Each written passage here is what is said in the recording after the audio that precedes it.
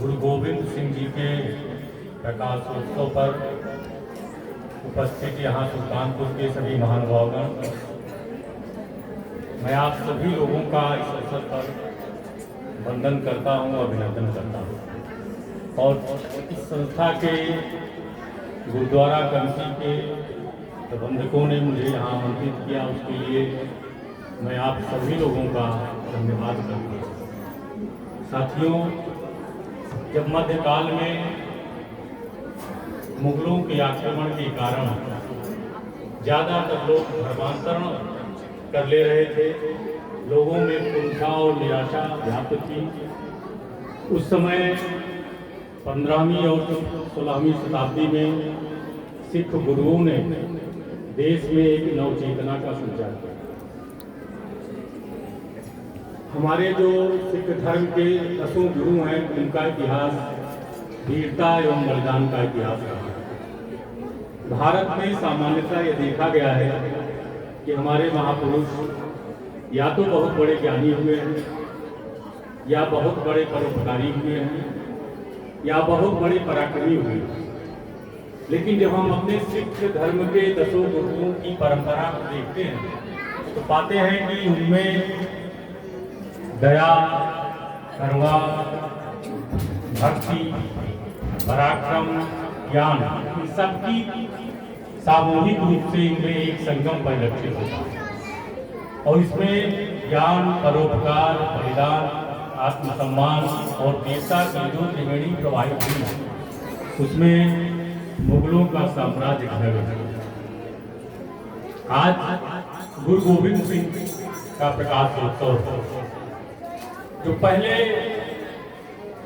गुरु थे गुरु नानक देव जी, जिन्होंने इस धर्म की स्थापना की, उनके बारे में एक कथा आती है कि एक बार उनके पिताजी ने उनको कुछ पैसे दिए और भेजा, जा करके सौदा करके ले आओ।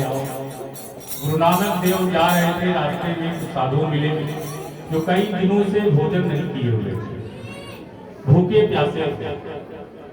गुरु नानक देव ने सोचा कि अब इससे बड़ा सौदा क्या हो सकता है कि मैं इनको भोजन दूं, मैं इनकी मदद करूं। गुरु जी ने अपना सारा पैसा जो उनके पास था उन साधुओं की सेवा में, उनको खिलाने पिलाने में लगा दिया।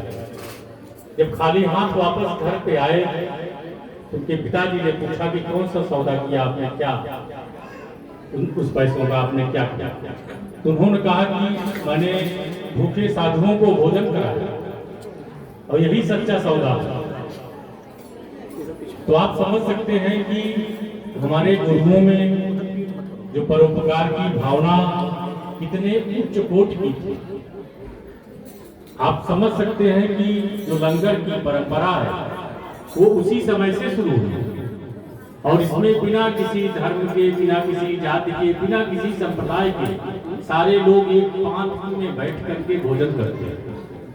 तो चाहे सच्चा सौदा की बात हो, चाहे लंगर की परंपरा की बात हो, हमारे गुरुओं ने परोपकार की भावना को आगे बढ़ाया।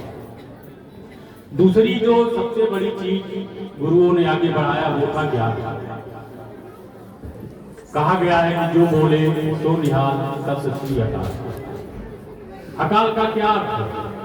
अकाल का यही अर्थ है कि जो सत्य है वो दिक काला सीत है। सत्य किसी काल में नहीं रहता, वो देश और काल से परे रहता है और वही सत्य है, वही ईश्वर है, वही गुरुओं का शिक्षा है।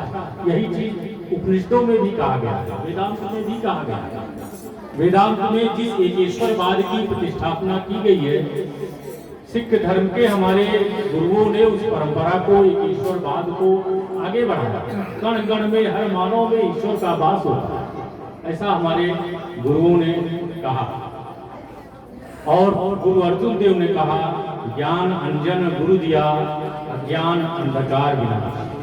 हमारे गुरुओं ने ज्ञान का जो अंजन लगाया हमारे चक्षु में, उसके कारण जो अंधकार था, जो हमारी दृष्टि में भ्रामकता थी, जो हमारी दृष्टि में मिथ्यावास था, वो समाप्त हो गया। तो इन गुरुओं की जो परंपरा है, आप देखिए, परोपकार की भावना, ज्ञान की भावना सब एक साथ चलती रही। पराक्रम की भावना, वीरता की भावना एक अन्य परंपरा रही है हमारे गुरुओं की। गुरु गोविंद सिंह जी ने अपने जीवन काल में 1 दर्जन से अधिक लड़ाइयां लड़ी और उसमें विजयी रहे। किन्हीं किन्हीं में उनको विजय नहीं मिल पाई। उनके 2 बच्चे सरदार जोरावर सिंह जी, सरदार फतेह सिंह जी पकड़े गए और उनको मुगल साम्राज्य के सरदारों ने जिंदा दीवार में चुनवा दिया। जो 2 और बच्चे उनके बच्चे वो भी युद्ध में शहीद हो गए। आप समझ सकते हैं कि गुरु गोविंद सिंह की क्या दशा रही होगी। इनके 4 बच्चे शहीद हो जाएं देश के लिए, लेकिन गुरु गोविंद सिंह ने कभी शीश नहीं दबाया। गुरु गोविंद सिंह ने इसके बाद कभी उनके आंखों में आंसू नहीं आए, बल्कि उन्होंने कहा कि सब पुत्रन के वास्ते हमारे 4 ये जो पुत्र हैं वो शहीद हो गए और जो बचे हैं जो न वो भी हमारे ही पुत्र हैं। उन्होंने हजारों हजार लोगों की रक्षा की। तो आप समझ सकते हैं कि गुरु गोविंद सिंह जी के पराक्रम और वीरता का क्या स्तर रहा होगा। गुरु अर्जुन देव ने जब गुरु ग्रंथ साहब का संकलन किया, बाद में गुरु गोविंद सिंह जी ने भी उसमें कई वाणी को जोड़ा। बहुत कम लोगों को जानकारी होगी कि गुरु गोविंद सिंह जी बहुत बड़े साहित्यकार भी थे, बहुत बड़े दार्शनिक भी थे। संत के साथ साथ, वीरता के साथ साथ उनका जो साहित्य सृजन है वो भी महत्वपूर्ण है। उन्होंने कई किताबें लिखी। दसम वाणी में, दसम ग्रंथ में उनके जो वाणी है उनका संकलन किया गया है। उनकी आत्मकथा भी उन्होंने अपनी लिखी बचिंतर ग्रंथ के नाम से। गुरु गोविंद सिंह जी दुर्गा देवी के परम उपासक थे और उनकी आराधना में उन्होंने देवी चरितम, चंडी चरितम नामक ग्रंथ लिखा, जिसमें उन्होंने देवी की आराधना की।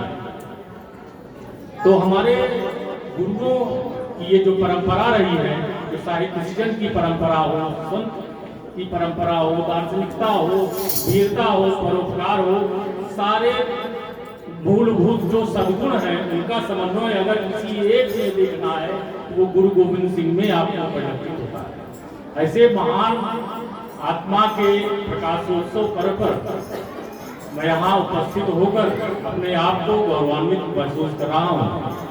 और अंत में मैं बस गुरु गोविंद सिंह की एक वाणी तो आप लोगों के समक्ष प्रस्तुत करूंगा।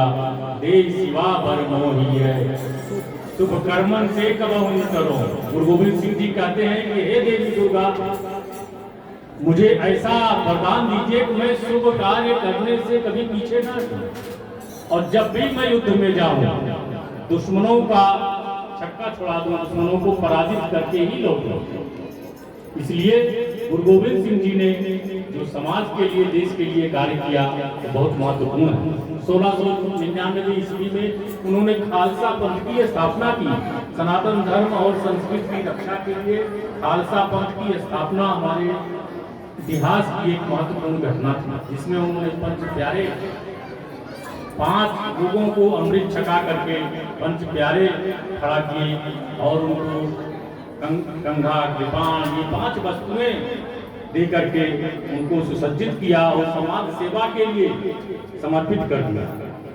तो इस प्रकार गुरु गोविंद सिंह का जीवन पूरा का पूरा त्याग और एक प्रकार से वैराग्य का ही जीवन था। आज हम सब लोग उनके रास्ते पर चले, भारत माता की, भारत भूमि की रक्षा के लिए अपना सब कुछ अर्पण कर दें।